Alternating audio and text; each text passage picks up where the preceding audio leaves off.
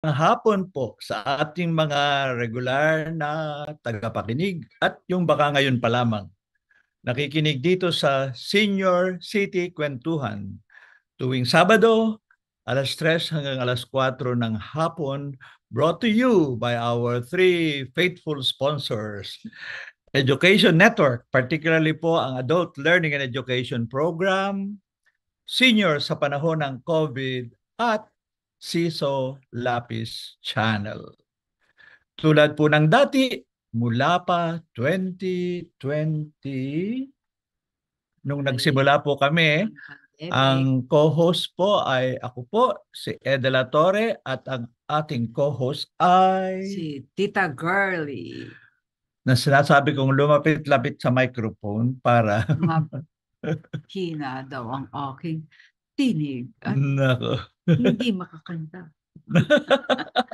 Pero pampatawa naman. Okay. Ngayon po, 22nd episode natin po. August 12. Ang napili po nating topic ay acupuncture for seniors. Bakit ba natin na to? Si Girly po ang pumili nito. Oh, bakit? Paliwanag mo. Kasi habang tayo ay patungo sa aming final quarter of our lives, importanteng malaman po ninyo ano ang makakatulong para mas masaya at matibay at matatag ang pang-araw-araw na buhay natin.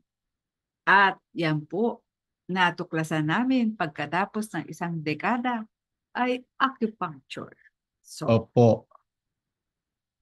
Marami naman pong may alam sa literature at iba pa nung acupuncture. Kakatawa nga ho, nung panahon ng martial law, nagkaroon pa ng intriga ang military. Yun, di ba yung sinabi nila doon, yung lalapit sa itatap ka at tutusukin?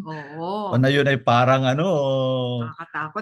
Yung pala, yun ay dahil nalaman nila, yung acupuncture po, bago na ito pag-usapan ito, may ilang pa na mga aktivista na nag-aral tapos sa mga communities na wala namang doktor, walang first aid, no doctor, nag-aano sila ng acupuncture. Kaya parang naka-associate sa aktivismo. Pero ngayon po, hindi naman gano'n. Pag-uusapan natin po ay yung kasalukuyan. Medyo na professionalized na systematized na ang acupuncture. Opo. Mas mahusay. Hindi naman sa sinasabi kong hindi mahusay noong unang panahon. Pero ngayon meron ng pamahalaan at mga ahensya na nagsusubaybay. Mga eskwelahan. Oo. May ospital pa. Pati mga doktor. At may mga doktor, no? Pero hindi pa rin masasabi nating libo-libo. Nasa daan-daan pa lang. Konti pa yung licensed acupuncturist sa ating bansa. Kaya po kami natutuwa maliban sa ideas ni Girly. Ito fully acknowledge the idea came from my co-host. Na sabi niya, ay tamang-tama, session natin sa Biyernes sa ating weekly home service acupuncture. Wow. Ay ba't hindi natin interviewin ang ating acupuncturist? At pagkatapos, okay ka ba na i-film namin yung tusok-tusok sa iyong mga at sa iyo rin. Pero siyempre, ang nangyari po, hindi naman pwedeng sabay. So, siya ang nag-film, no? Ako'y tinusukan. Tapos natapos na ako, pinirm ko naman siya nung inalis nang nakatusok sa kanya. Pero before and after, as usual po, siyempre, the first word and the last word belongs to Girly. Tita Girly. Okay. So yan po ang ating topic sa hapong ito. Hope you will find it interesting. Tumawag na nga agad si Byron, isa pang senior. Marirecord ba yan? Siguro baka sumasakit na rin ang kanyang likod at iba pa. Yung mga may sciatica po. Nakakatulong po. Nangyari rin sa akin yan. Mamaya na mga testimonies at kwento. Ang mahalaga tulad ng dati, remember ang ating topic ay Senior City Kwentuhan. Hindi naman ito napaka-formal na instructional, pero hindi rin naman kwentuhan walang saysay. May laman naman, pero medyo magaan at informal. So let's start po with our usual, yung atin munang Poster. poster. Sabi ni Girlie, bago natin ilagay yung mga mukha natin at si Ellen Marfield, maglagay ka naman isang galing sa internet. Huwag ko kayong nervyusin dyan. Hindi yan ang ating pag-aaralan. Pero ganun hong karami ang mga points na pwedeng tusukan ng acupuncture. Kasi minap na ang buong katawan kung nasan ang mga meridian, saan dumadalo yung Oo. energy, saan may blockage, saan pwedeng stimulate. Itayin po ninyo ang anatomical studies ng acupuncture ay napaka tedious. Ibig sabihin marami pong detalye. Kaya talagang kailangan pong pag-aralan ng mga acupuncturist ang anatomy natin. At saka ang isa po ay ang acupuncture po ay kasama sa tinatawag na TCM, Traditional Chinese Medicine. Or in general, sabi natin Oriental Medicine, na dati ang concept alternative, parang binabangga. Ngayon, ang mas preferred, complementary. So, ibig sabihin, hindi natin sinasabi, Western medicine, wala na yan. Yung pills, yung mga, hindi. Complementary po, no? Depende na sa katawan nyo, sitwasyon ninyo, at syempre mental attitude din. Kasi ang health, mahalaga rin yung mental kung ikay naniniwalang may mangyayari sa'yo. So, acupuncture is one of the variations or forms of traditional Chinese medicine. At syempre sa ngayon, realistically, nandun pa rin ang pinaka-advanced studies nito. Anyway, yan po. Let's go! Ipakilala muna natin ang atin pong special Acupuncturist. guest na certified acupuncturist po yan. Mamaya papaliwanag anong ibig sabihin nun. Ang kanya hong nickname ay Ellen, pero ang full name po niya ay Emeline Marfield. So, ang una pong ating video ay interview ni Girlie kay Ellen para ipakilala siya. Ito po't pakinggan natin si Girlie Belliriba interviewing Ellen Marfield. Pagkwento ko. Sabado na naman. Napakahalaga sa buhay namin. Ipapakilala ko si Ellen. Ngayon, bakit ka narito sa buhay namin? Muna po magandang hapon, Ate Girlie, Kuya Ed. Nandito po ako actually para sa session natin today. Pero ipapaliwanag ko na rin po ang kahalagahan kung bakit po kayo pinupuntahan weekly para sa ating acupuncture session. So yung acupuncture po, sinasabi nung unang panahon, since 5,000 BC pa po siya na nagmula sa Chinese, ito daw po ay tumutulong na mag-stimulate doon sa ating central ng brain system natin. Central brain system, and nag-i-stimulate ito ng isang chemical kung saan ini-stimulate niya yung ating muscle, yung ating spinal cord, at saka yung ating katawan mismo. Iba yan sa mga vitamins o Iba po siya, Ate Girlie. Siya po ay meron tayong sinasabing pathway ng kung saan mga dinadaanan ng energy, kung saan yun po yung ini-stimulate ng acupuncture. paano nga na-stimulate yun?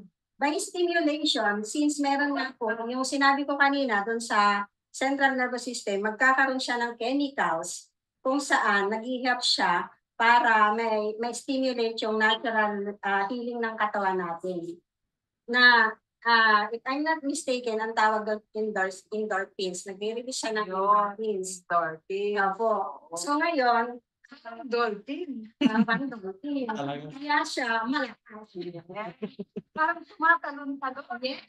Kaya parang pagka tumatalon-talon, parang nag-gather ng energy, ng chi, na kung saan yun yung one ang pakiramdam.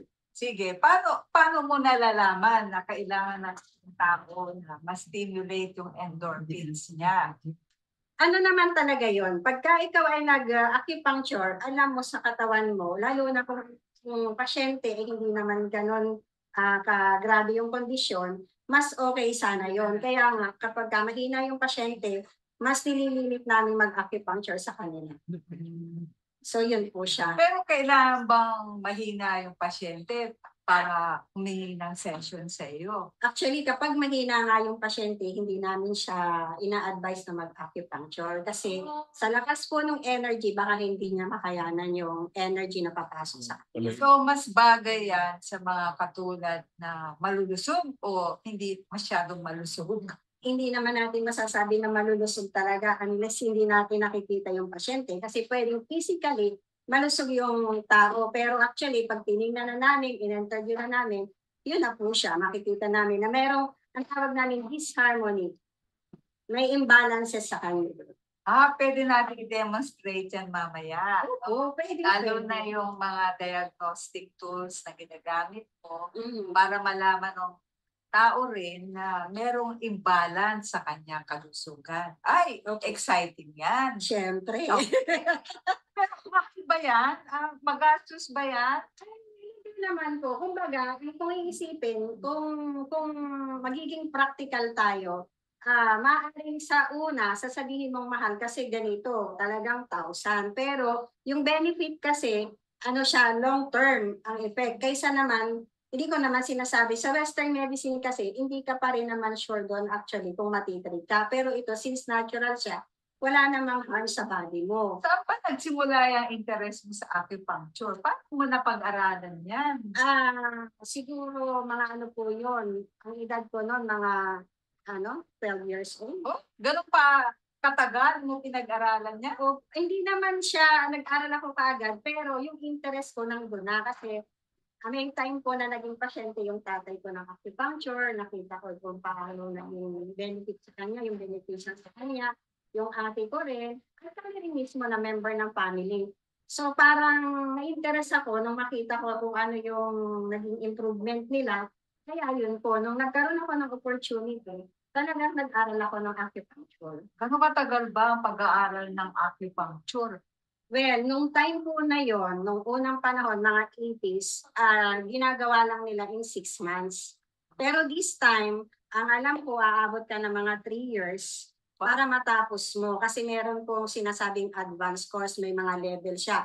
And sa totoo lang, hindi naman siya matatapos talaga. Kasi every time kailangan mo mag-continuous education noon. Meron silang CPE na in-offer, yung organization ng Philippine Acupuncturist, para ma-upgrade ka naman o ma-update ka doon sa alam mo. So, anong level ka na para alam ng marami? Ano-ano ba ang mga baitang para maging mahusay na acupuncturist?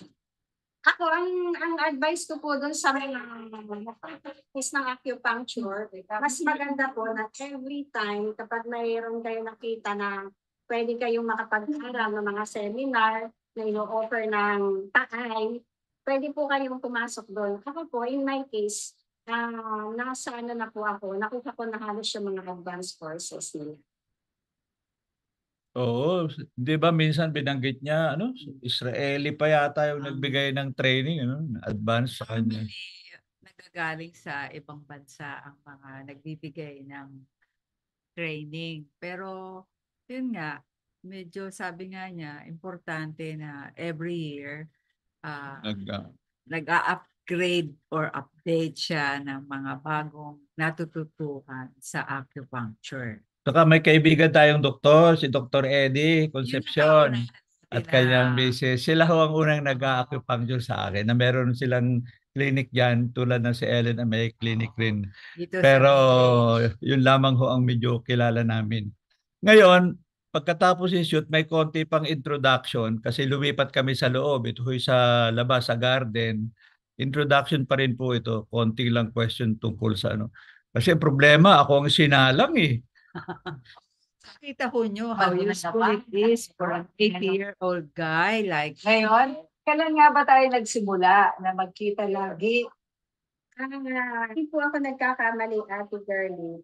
2010 pa tayo. Oh, ang tagal na nun. Opo, sa isang lugar at in-approach mo ako kasi nung that time parang daming stress sa DA kung saan consultant si Kuya Ed. So sabi mo, gusto mong matulungan yung mga tao doon, yung mga kaibigan mo doon. So 2010 po tayo nag-umpisa. Oo, dinala pa ka kita dun sa kanilang quarter sa Ako, Bureau of Souls ba yun? basta doon, malapit doon. Oo, lahat sila pumila nga para sa treatment. Mm. So, lahat naman sila natulungan ng husto at tayo naman, tinuloy-tuloy na rin natin. Kasi sa dami ng mga engagements namin, naisip namin, available ka naman, willing ka naman na mag-home service, although sakripisyo din, dahil ang layo ng bahay ninyo. Tapos, ngayon, 2023 na, tayo pa rin ang nagkikita. At Mahigit na isang dekada na. oo, pati yung buong pamilya ko, si Ayen, si Angela, si Jocelyn, pati yung mga kapatid ko. Opo. Aba, mga kliyente mo na, talaga namang napakahusay mo. Salamat ate Oo. sa nagtitiwala niyo. Oo.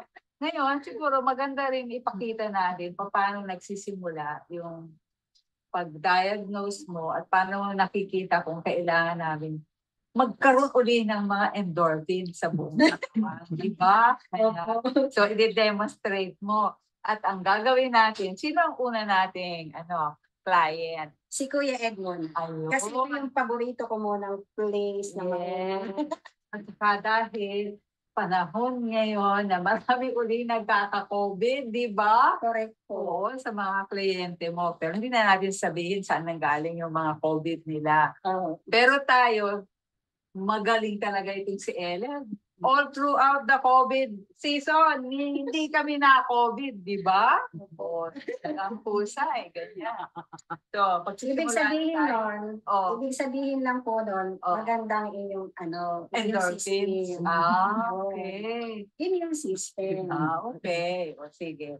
So, Hindi lang din kasi sa acupuncture yan, ate. Oo. Kailangan mo din po ng maayos na lifestyle. Since kayo po, maganda yung food intake nyo, palagi kayong may gulay, mga natural, at saka yung inyong lifestyle habit, yung emotion.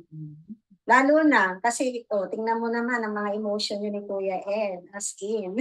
o sige, mutual admiration. Wala, hindi na kami nakakapunta sa mga laboratory test namin. Pero siyempre, importante pa rin yun. Pero sipin mo, kung 2010 tayo nagsimula, about 13 years ago na yun. Mahigit isang dekada na. Oo na nga. Kaya marami talagang leksyon o insights tayo ngayon sa pagiging mahusay ang lifestyle at hindi lang pagtingin sa mga bagay-bagay kundi pag-aalaga sa ating sarili. Kailangan po holistic ang pagtingin Okay. sa kalusugan. So tingnan na natin kung ano ngayon ang kailangan ni Ibisyo, di ba? Sige po. Ipapakita mo paano nagsisimula yung session ng acupuncture. Sige. Okay? Okay. Maganda lang gusto kong i-emphasize, baka maya sabihin nyo, acupuncture is the answer to everything or is the secret of being healthy at this stage of our lives. Pero Yes. tulad sinabi niya, diet, lifestyle, girly, holistic dapat. Hindi ba ako ini-stress masyado? At dapat maganda ang ating flow of energy at endorphins. Okay? Okay. Mamaya, isi-synthesize ko yan. Talaga. Sa right brain approach. Okay, warning, girl's last word is already brewing in her head. Let's go to my session. Yes, ayan. So, pag mag-acupuncture po tayo, kailangan maayos yung posisyon ng pasyente. Yung comfortable siya. So, kung wala siyang unan dito sa under ng niya, possible na mangalay siya. So, yun po yung importante. Kasi kailangan relax yung pasyente habang naka-acupuncture session siya. And ina-advise din na habang naka-acupuncture, mag-relax or matulog yung pasyente kasi nag-gather po siya ng energy during treatment. So yun. So ngayon, ang procedure kapag mag-acupuncture po, siyempre primarily interviewin natin yung pasyente regarding sa tulog, sa pag-ihi niya, sa pagdumi, yung gano'n niya sa pagkain, yung sinasabing 8 traditional question. Tapos kasama yung pagkuha ng pulso at saka dila. Sige. Kuya, kumusta po kayo? Ano po yung pakiramdam niyo ngayon? Okay naman, pero pagising-gising pa rin ako sa gabi Gano'n na sa po ba? toilet. Sige po. Gano'n katagal na yung pagising-gising niyo? Ay, tagal na. Siguro, nakalang buwan. Buwan na. Dahil po ba yung sa pagpunta niyo ng CR? Sa pag-ihi niyo? Ako minsan dahil tuloy-tuloy napapaisip ako na gusto kong sulatin. Nako. Yun, kuya. So, ang problema, sa sobrang excited magsulat, nadi-disturb na po yung sleep nyo. Which is not also good kasi pwede pong magkaroon tayo ng sinasabing blood deficiency. Kung lagi po kayo nagpupuyat, possible po na magkaroon kayo ng condition na sa Western medicine, anemia. At pwede rin po dahil kapag ka laging puyat, nahihirapan yung liver natin. Kasi usually, mga anong oras po ba kayo na di-distract sa pagtulog, na-disturb yung tulog niyo? Mga 1:30, pagkatapos pa mga 3 to 4 or 5 somewhere there. Importante ho kasi kuya yung 1 to 3 a.m. kasi yun yung sa TCM po, traditional Chinese medicine, may sinasabing horary clock. Yung liver time po, which is 1 to 3, that's the time na kailangan kayo natutulog para magkaroon kayo ng storage ng blood. So kung laging po distracted or laging disturb yung ganong time, yun nga po, pwede kayong magkaroon ng blood deficiency. And sometimes, dahil nagkakaroon kayo ng blood deficiency, pwede rin kayo ma-affect ng liver yung heart by Schenck cycle, yun kasi yung susunod na organ. So pwede pong magkaroon kayo ng palpitations or shortness of breath. Yung mga ganong manifestation. Sana ho wala pa kayong ganon. Wala pa naman yung shortness of breath. Wala. Pero palpitations po, meron Wala kayo. rin. O, sige. So yun. So yung sleep nyo, hindi siya maayos. Mga ilang oras po ba yung naitutulog nyo? Hindi. Normally, tutulog kami just before midnight. Apo. Gising 7, 8, Sige. gano'n. Pero interrupted. Okay, sige po. So, tapos, ang inyong pag-ihi, ilang beses sa gabi? Mga kumisan 2. 2. Pero normal pa siya, kuya. Sa araw po, ilang beses kayo? Ay, hindi ko nabibilang, pero siguro, May 5 times? posible, 5 Ah, times. sige. Normal pa naman siya, kuya. Anong kulay po ba ng ihi? Most of the time naman, manilaw-nilaw. Pero most of the time na pag inap ang iniinom ko, clear na, clear. Pero meron po ba kayong vitamins na pinitake? Ayun nga, kaya tinigil ni Girlie kasi yung isang nakukuha ko, nagiging very orange. Okay na po yun. Kasi normally, kapag nagtitake tayo ng vitamins, pwede rin po talaga mag-yellowish urine. Kaya kapag nag-i-interview tayo sa pasyente, kino-consider po bakit yellowish yung urine. Kasi minsan nga dahil sa vitamins. So yung bowel movement nyo, kuya, normal po ba? Ay, nako, nung ako'y nag-birthday, ako'y na-impatsado halos isang linggo. Pero okay na ngayon. Okay, so every day po, once a day.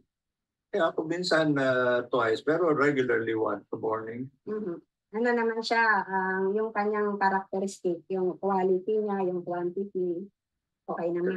Pero generally okay naman. Hindi naman parang loose at hindi rin tipi. Sige. Kuya, meron mo ba kayong mga ibang medical condition? Other than medyo napapagod kayo. Saka sinabi ko sa'yo dati ko, bisa nasakit ang likod. Di ba meron kayong history ng sciatica? Sciatica. At saka yung lung problem niya, ano po? So bukod doon, meron pa ba? Wala naman so far. Buti na nga kahit 80 na ako. Oo nga kuya, still strong. So sa family po, ano yung medical history? Ang inay, nagka-diabetes, tapos kaya ba tayo eventually na heart na rin. Pero sa family namin, ang father ko kasi namatay tuberculosis Kaya yung lang, kahit ang kapatid ko, pati yung pang na mag-dry cough. So kapag kami nasaktan, pag tinamaan ang throat ko, talagang bumabagsak ako. Kaya rin kuya. No? So iwas lang po sa mga sweets, mga dairy, cold foods, yung mga paborito niyo po kuya. Limit lang. Sige, at saka di ba may family history na diabetes, possible din pag ma-inherit nyo yun.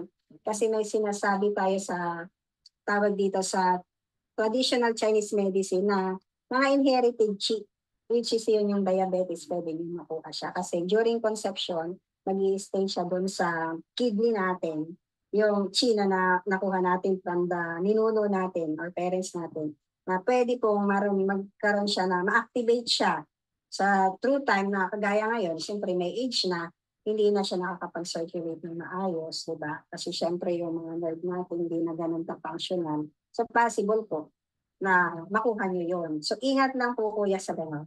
O sige, wala na akong ibang question sa iyo kuya. Check ko na lang po muna yung dila niyo. Bakit nga ba chinecheck ang dila? Yun po yung isang diagnosis kasama siya sa pagdadiagnose sa yung pulse. Other than questions po. Sige po, yung isa pa. Medyo purplish yung dila niyo kuya, yung tip. So indication siya ng whole body. Angat po, sobra. Yan. So purplish yung buong nyo, body ng tongue. Tapos merong coat na white dito sa side, sa may liver. And then yung tip medyo redness kung saan indicated dito kasi meron ditong sa part ng dila, itong tip siya yung heart at saka lung, which is yun naman yung may problem. Yung sides po, yung liver, na sinasabi namin, ito yung part na mas purplish. Nakita nyo? Ito ate. Tapos may coat na yellowish, thin yellowish naman sa sides.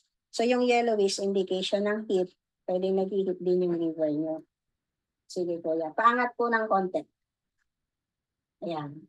So moist naman siya. So hindi naman siya dry. Okay lang. Medyo swollen. So indication siya ng dampness. So kuya, ano ba mga kinain nyo lately? Particular. Kasi may mga meeting, puro yun. So normally, Take out. normally kuya kasi ang color ng body natin ng tongue, ang color is dapat pinkish siya na moist. In your case, purplish yung buong tongue body nyo. So pag nag-iiba po yung color ng tongue body at saka shape, that means meron pong disharmony or deficiency tayo. So sinabi ko na sa inyo na pwede nag-hit yung yung heart nyo at saka yung liver nyo because nga affected yung sleep nyo. So this time, mag-check naman tayo ng pulse. So meron na tayong una, heart at saka liver yung consideration. Nandiyan na rin yung kidney at saka lang na dati yung existing problem, di ba po? Sige. Dito sa left hand, may sinasabi tayong Chun Guan Chi. Sa left po ang una, ma-check natin is ito yung heart, ito yung liver, tapos kidney, yin. So dalawa yung kidney. Sa right po, meron din kidney, which is yung sinasabi namin yang. So dito, sa unang po, sa tune ng right, dito po yung ating lungs, tapos spleen and stomach, tapos kidney yang naman. So ngayon, kapag magpapulsate po tayo, kapag ka nasa superficial, usually, indication yun kapag ka may external wind heat or wind cold sa lungs, merong pumasok na pathogenic factor from outside sa climate galing or exposure ng pasyente sa ganitong malamig na temperature or weather. So yun po, nagkakaroon siya ng superficial pulse generally dito sa may lung area. Pero kapag ka nasa deep na siya, kasi pag kukuha kayo ng pulse, ito yung superficial, tapos kung hindi nyo po makapa, meron pa siyang middle, tapos may deep pa siya. So kapag nasa deep, yun talaga, medyo mahirap na i-treat kasi nga, ibig sabihin nasa deep level na yan, so meron na siyang disharmony or deficiency yung pasyente. So kay Kuya Ed, check natin yung kanyang liver at saka heart niya. Medyo deep siya, especially yung kanyang kidney. So yung level ng pulse ni Kuya Ed, nasa deep level na po siya. So kailangan ko pa siyang tiinan para makapako siya. So ang disharmony niya, usually, dito sa side, liver po at saka kidney. O dito rin. Kuya, kumusta yung digestion niyo? Hindi pa ganun kaayos? Hindi pa. Opo, nakakapako pa rin yung problem ni Kuya sa spleen niya. Tapos sa kidney yang. So both kidneys ni Kuya Ed, meron siyang nasa deep level na possible meron siyang kidney na saka kidney yang deficiency. Yun po. Tapos ang kanyang diagnosis ay meron siyang heart blood deficiency at pwedeng liver blood deficiency. Then, pero overall meron siyang stagnation of liver chi kasi purplish yung body niya, yung tongue body niya at saka yung color ng tongue niya. So kailangan ni Kuyang iayos yung circulation ng energy. Kuya, na-stress ka na sa trabaho mo. Hinay-hinay lang po. So, dahil dyan sa liver mo, nagkakaroon ka ng stagnation of liver chi, So nagkakaroon din nagkakaroon din siya ng blood deficiency at nagkakaroon ka rin ng heart blood deficiency. Si kuya, kapag yun ay nangyari, pwedeng humina yung immune system niyo at pwedeng lumabas yung problem sa heart. Yung dati ko pa po sinasabi sa inyo. So sige kuya, okay na po kayo ha. So after acupuncture natin, sinabi ko na hindi kayo pwedeng gumalaw habang may treatment tayo. 30 minutes po yun, o pwede nating i-extend until natutulog kayo. Tapos, after removing ng needles po, rest mo na ng 5 minutes, and then, hindi mo na kayo pwedeng mabasa ng 4 hours. Okay po? So, bakit hindi pwedeng mabasa after treatment? Kasi, dahil nag-acupuncture tayo, so nag-move yung chilling nyo, di ba po? So kapag ka nag-open, kapag ka nagbasa kayo at may open pa na pores, pwede siya maging cause ng infection, pwedeng pasukan siya ng dampness or cold, pwedeng magkaroon ka pimple or dampness. Yan po yun. So para really mag-circulate ng maayos yung gene. Tapos ang feeling nyo po, pwede kayong antukin kasi may relaxing effect yung acupuncture. So, tulog lang kayo kung wala kayong gano'n. Okay na, ready na po ba kayo? So, ito kuya, tutusukan kita dito sa may in between ng inyong eyebrow. Kasi tawag dito yin tang. Yan ay primarily para ma-relax kayo. Kung may problem kayo sa sleep, pwede rin po siya mag-help. Tapos dito sa ear, for you to distress, kailangan nyo po kuya. Tapos, syempre, may heart point tayo, may lung point tayo. Yan. Tapos, pwede akong maglagay ng more than 4 para sa recirculation ng energy. Ito, pang-balance din yung intestine 11 and kung may problem ka rin sa constipation. Tapos, ito po, Sea of Energy, stomach 36. Pwede akong maglagay ng liver 8 para sa blood nyo. And then, pwede dito, liver 10. Promote your circulation of energy. And spleen, syempre. Dito, spleen 6 ang tawag dito, kuya. Crossing point ng liver, ng kidney, at saka ng spleen. So, for your blood din, at para ma-address din yung problem nyo sa kidney and spleen. Po? So, para hindi ganun karami yung needles natin ng gabi. Okay. Diretso na dahil tusok-tusok. Ang acupuncture, hindi naman siya masakit. Kundi pag-insert nyo lang ng needles, mayroon kayong matitin na parang heavy current sensation. Yan po yung arrival ng energy. Itong sa ear acupuncture, para ma-distress po si Kuya, medyo sensitive siya, pero bearable naman.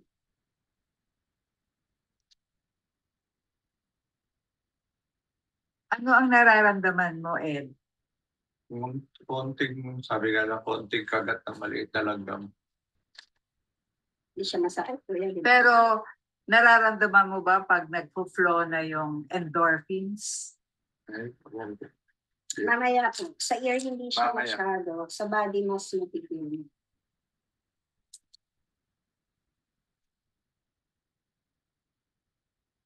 So natatansya mo, Ellen, how many needles ang kakailanganin para sa session na ito?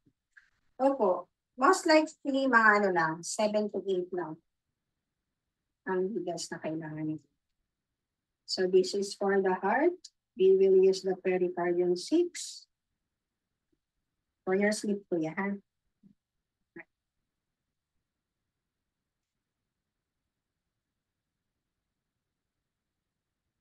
Pero for your lungs po, ito. Kuya, na-feel nyo na ba yung heavy or kuryente? Ito. yan. Okay, sige po. So kapag ka medyo weak yung pasyente, malalim yung chip, hindi mo kaagad na-feel yung energy. Ako rin, mismo, na-feel ko kapag nandun na po yung energy. Like this one, ayan. Ikaw mismo. Ako, since matagal ano na wala rin yun? practice, na-feel ko na kung asa na yung level ng pasyente. So, stop na po ako doon. Meron po siyang feeling doon sa healer mismo. Yan, Okay. taas. As, Anong point yan? Large intestine 11 po. Para sa kanya Constipation, pero Oo. pang-balance lang po. Kaya ako siya nilagyan. At yan, Energy points. Sea of energy. Okay. Stomach 36 po ang tawag niya sa mulog na yan. Tapos si Kuya, lalagyan ko na siya ng liver cake para sa blood. Okay.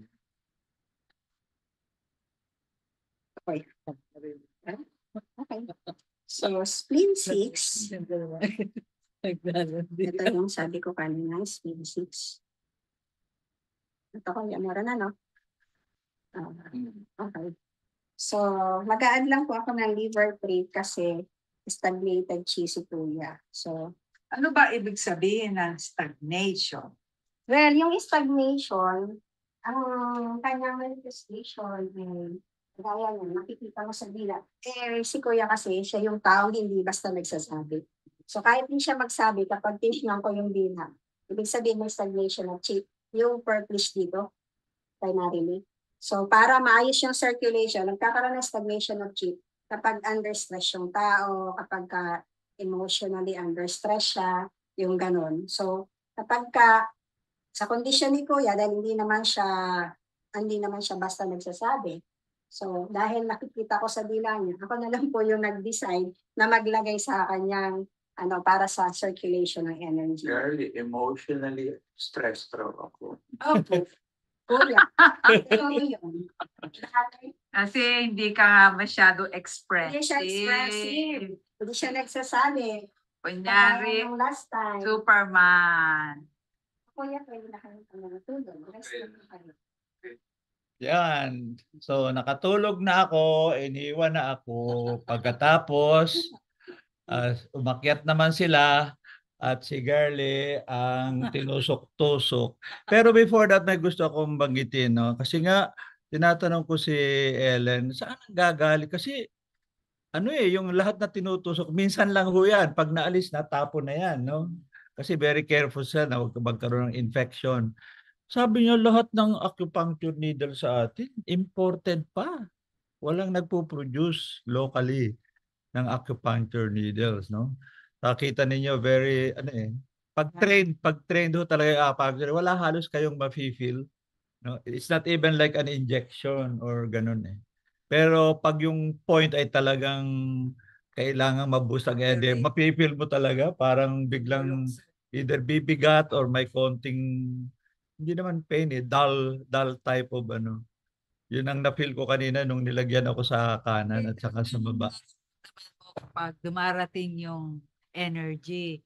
Kasi it's unmistakably strong. The endorphins when it comes. And it's coming from inside you, hindi galing dun sa needle.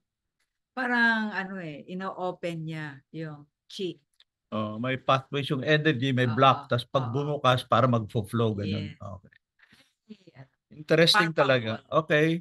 Punta na agad tayo. That is during, then after. Pero yung mga unang kinuha kay Girling needle, hindi ko na sinute kasi lower part of the body. So upper Yes. part lang. Kasi Ayan.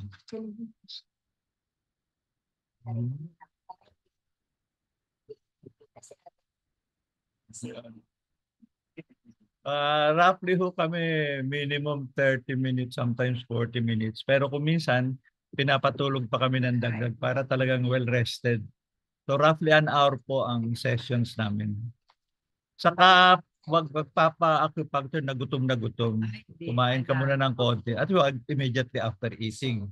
Dapat medyo rested ka at kalmado. Biro mo si Girlie, 19 needles. semi-aesthetics Maya. yan.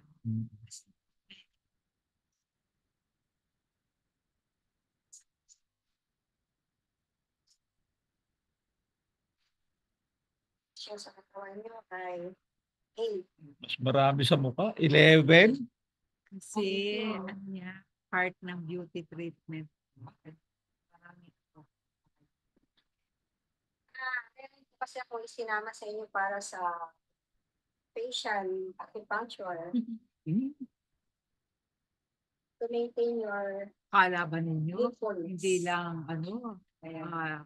imbalance, kundi kasama na dyan yung beauty therapy. Parang po, Hindi ko na siya palapit eh. Pero mo labing isang needles. Face. so, ito natin kung gawin. Aesthetic. At the same time, Kaya naman sabihin beauty. O sabihin ko. Hindi naman ho ako ganito sa part na rin po yan. Medyo lang. Hindi po na para rin sa vision. Kasi Sa eyes. doble na bukod sa wrinkles, kasi ho nagsasag talaga yung eyelids natin. So nagpapa-treat pa rin ho ako bukod sa eyes para yung eyelids hindi ho basta bumagsak. Siyempre, ang importante doon, hindi ho masyadong pulubot ang ating mga pisngi at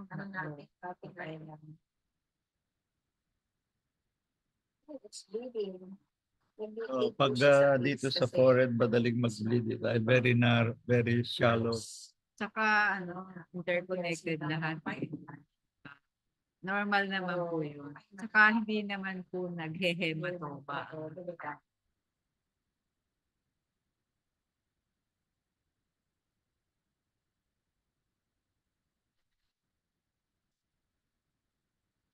Grabe. 19 needles. Ako, 8. Talaga naman.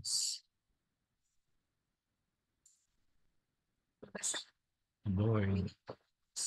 Basta wala mas dahil pagkakas ng mukha. Kahit kamay. Kasi mapasukan ng cold, ng darkness, pagka nalamigan. Bakit ginagawa ng dampness? Yung dampness, ang characteristic niya ay mabigat, yung damp din, at saka yung usually, yung cold at saka damp, halos medyo similar siya. Ang difference lang, yung damp is mabigat yung characteristic. Like, halimbawa, kung kumakain ka ng dairy, so mapipil na mabigat. Hindi na Nagpipil siya ng phlegm, yung mga don't eat that much. nalilito siya. Pero Jesus. Yeah, but we don't eat it in a regular.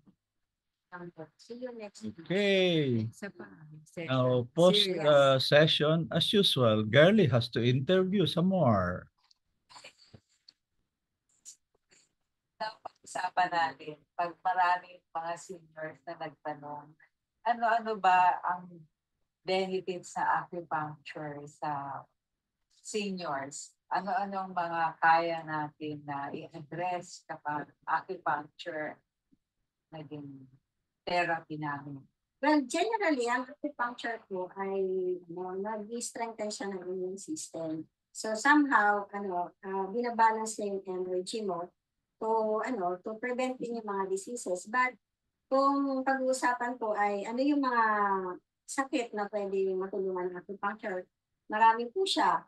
General pain, any kind of pain like upper back pain, lower back pain, sciatica, kaya po siya, allergies, mga problems sa eyes, most of kind of diseases except po kapag hypertensive at saka diabetic. So kung pwede rin naman po silang mag-acupuncture, but it should be maintained. Like, dapat yung pasyente po may maintain na maintenance. Pero ang experience ko rin po, kapag sinasabay yung treatment, complementary siya, mas mabilis po yung improvement ng pasyente. Isang halimbawa na lang po si Ate Girly, for a time po mataas yung blood sugar niya. Pero since nag-acupuncture po siya, maintain yung blood sugar niya. So yun po yung nagagawa ng acupuncture. Yun lang po, kailangan lang talagang maintain yung blood sugar niya. So hindi pwedeng abruptly tanggalin yung gamot niya. Pwede siguro slowly, kasi together with the doctor, monitor naman siya. So yan po. Kung halimbawa mga cancer, allergy po kaya siya. Yung mga cancer patients po, syempre cancer is cancer. Ang pwede lang po niyang ma-help ay di syempre palakasin ng immune system ng mga cancer patients. Tapos maganda po siya, advisable siyang i-acupuncture before ng chemotherapy para ma-prevent po yung side effect ng chemo, like halimbawa, vomiting, dizziness, yun po yung nagagawa sa mga cancer patients. Ang isa pa, katulad namin yung mga kababaihan, yung menopause. Opo, kaya po yung mga, ma-prevent yung mga symptoms ng menopausal, like hot flashes, yung mga itchiness ng skin.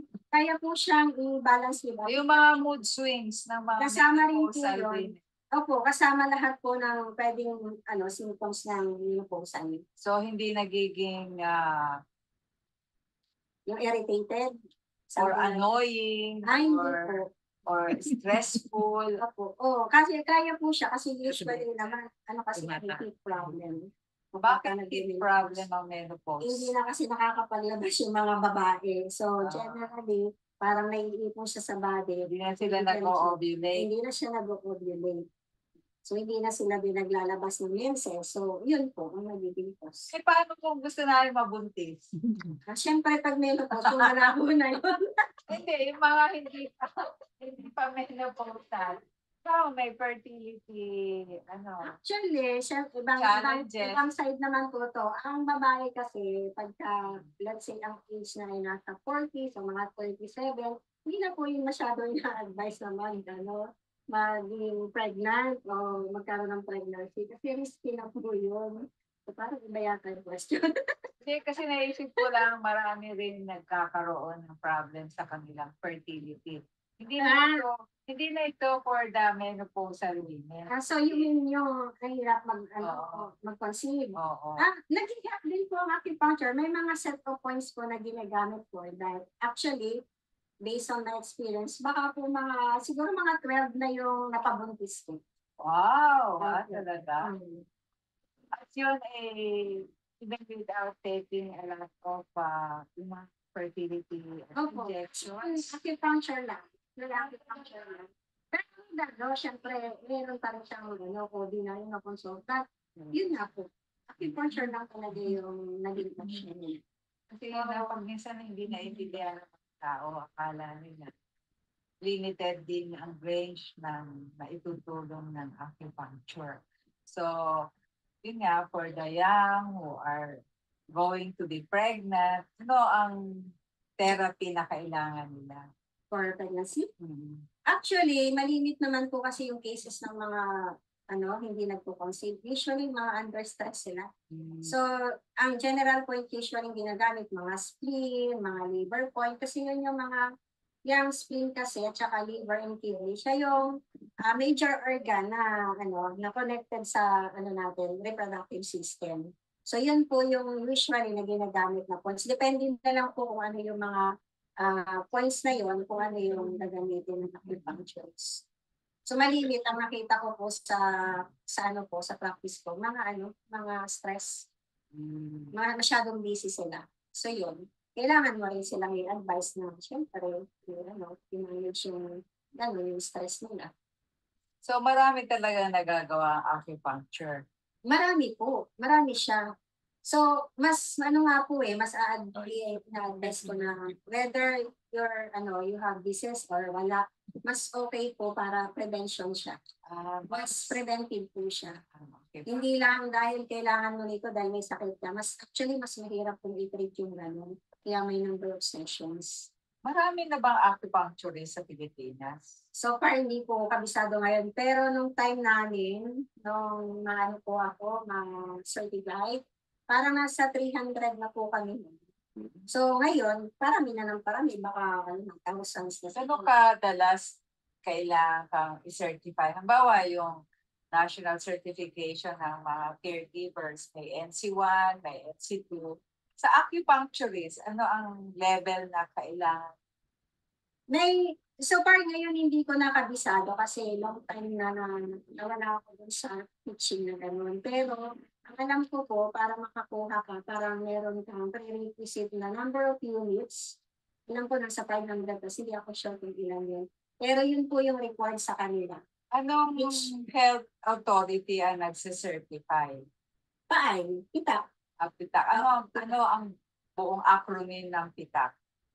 Philippine. Kasi hindi ko siya matanda. Kasi para makita rin kita. It's there is a regulatory Body. body Opo. that helps Mahirap na nila bago mag-certify. meet Kuya, the standards. nila. Oo. Hindi kasi dati kasi ano yan ang mga activists, pero walang certification ng mga activists. Actually, marami nag-a-approach sa akin activist na gusto magpa-certify. Ay, okay, pwede. Nirecord mo pa yung mga informal na nagpa-practice. Philippine Institute of Traditional and Alternative Healthcare. Okay. Yan. Oh, one more time. Philippine, ano to? Philippine Institute of Traditional and Alternative Healthcare. Philippine Institute of Dalawang matanda. Alternative Traditional and Hindi na Alternative memorize. Healthcare. So, muna yung traditional. Philippine Institute of Traditional An and alternative. Alternative Healthcare. Okay. Ita. So, sa mga professional practitioners ng acupuncture, ano ang regulatory body na nagsicertify na you have a license to practice acupuncture? Ito po ay yung PITAC. Siya yung PITAC, which means is Philippine Institute of Traditional and Alternative Healthcare. Paano ka masicertify? Do you take an exam, a No. demonstration? You have to take exam from the institution po na accredited nila na you should enroll them, and then forward to nila kung interest ng school or institution na certified institution ng PITAC, tapos kukuha po ng exam. So, bahagi yan ng buong ng Department of Health, yung PITAC. Opo. Okay. Pero ano mga schools na pwede kang mag-enroll for acupuncture? Isa po yung Integrative Medicine for Alternative Healthcare System in ang Philippines. Ang isa po SMIC, yan sa May Panay. And then Ateneo. Ateneo Meron po sila. already. Ako. Alam ko 5. Pero lang sa avenue na nakalagay sila acupuncture services. Ako, meron din. May mga hospitals na po na may acupuncture services like Medical City, meron na po ang St. Luke's, Global, and sa Rodriguez. And then meron na rin po sa East Avenue. I don't know sa ibang hospital. Ang PGH, walang Ang acupuncture. PGH po, alam ko meron din ang acupuncture. So marami na po na meron acupuncture. Pero meron din mga doctors that practice acupuncture. Opo, marami pong doctors na nagpa-practice din ng acupuncture at the same time. But you don't need to have a college degree to practice acupuncture or required yun? Ang preference po nila na pumasok at least nasa medical field po yung kanyang course. Yan po siya. Before, no time ng APRC, which is ilang na ngayon, meron po tayong sinasabing church-based program. Noon po, nag-accept ng non-medical. Kami, kahit ako graduate ako ng medical course, ang tawag pa rin po sa akin, non-medical acupuncture. Bakit? Kasi ang term lang po nila sa kapag ikaw ay medical acupuncturist, mga doctors lang. Pero yung mga nurses, mga midwives, and other medical fields, lahat po yung papasok sa non-medical. So ako po, consider as non-medical. So, iba-ibang level ng certification. Opo, meron sinasabing certified associate acupuncturist, which is kung magpa-practice po siya, kailangan ng supervision ng certified acupuncturist like me. Tapos sa level po ng mga medicine, meron din medical associate acupuncturist at saka medical acupuncturist. Sila po yun. So yun, kailangan kung magpapa-acupuncture po kayo, isituate nyo na CA po, certified acupuncturist yung acupuncturist nyo. Para para maging safe lang kayo. Kasi marami rin po ngayon na nag-acupuncture na nag-train lang ng 1 week or months, tapos yun na, nagpa-practice na sila. So, bawal yun. Actually, para sa amin bawal. Pero since hindi naman yun, monitor lahat, so wala. Hindi rin siya nagagawa yung gano'n. Ano na lang po yun, nandun na lang sa tao kung paano niya gagawin yun, paano siya mag-perform. Kasi alam naman po niya yun eh. Okay, thank you. Yun. marami rin tayong natutuhan ngayon sa acupuncture. At dahil kami ay nagbe-benefit sa acupuncture, syempre, nire-recommend namin. Yeah. Thank you, Ellen. Thank you po sa inyo. See you next week. Salamat. Oh, thank you, girly, for your interview. At saka, ang maganda kay Ellen, maliban sa magaling, matatas magpaliwanag. Oo, tuloy-tuloy. Habang ginagawa, tuloy-tuloy. Alam mong talagang matagal na. Diwa niya at nasa Oo. puso. Feel na feel niya ang So, kanyang we're in our profession. last 5 minutes or so. Yes. And as usual, sabi nga ni Girly, she will give her reflection, synthesis, and feedback. Lagay na natin ang picture mo para halatang-halatang Ay, ikaw naman, talaga. pareho ang suot namin, no? Oo nga. Anyway, sa pag-iisip namin at saka reflection, ang acupuncture hindi lang question na nagbibigay ng endorphins. Actually, kapag pumasok ka dun sa buong session, nararamdaman mo anong ginagawa ng mga pathways ng katawan mo. Kaya pag minsan may sasabihin kami kay Ellen na, Ellen, lagi ako nagkakaroon ng ganito, yung cramps sa gabi. Na ipapaliwanag niya agad. Sabihin niya, ay, ate, ganito yan. Yung spleen mo medyo, tapos ayusin natin para hindi ka. So, naipapaliwanag niya agad kung ano ang nangyayari at nararamdaman mo. At kukuha niya ano yung meridian point kung saan niya aayusin. So, yun yung expertise na makikita mo na dahil napakayaman ng practice ni Ellen, nakikilala mo rin paano napapahusay niya ang aalaga mo sa sarili. Kasi sasabihin niya, ito ate, gawin mo. O kaya ito, importante itong point na ito. Kaya kahit sa mga maliliit na bagay, nagagawa niya ng paliwanag kung bakit ganito ang nararamdaman. So, hindi lang basta tutusukin niya, kundi sabihin niya, ganito po ang mangyayari dyan. Tapos, the week after, nag-i-improve talaga. Merong explicit na effect yung acupuncture. Pero session. hindi yung one session lang. Sabi hindi. nga niya, walang false claims, parang instant.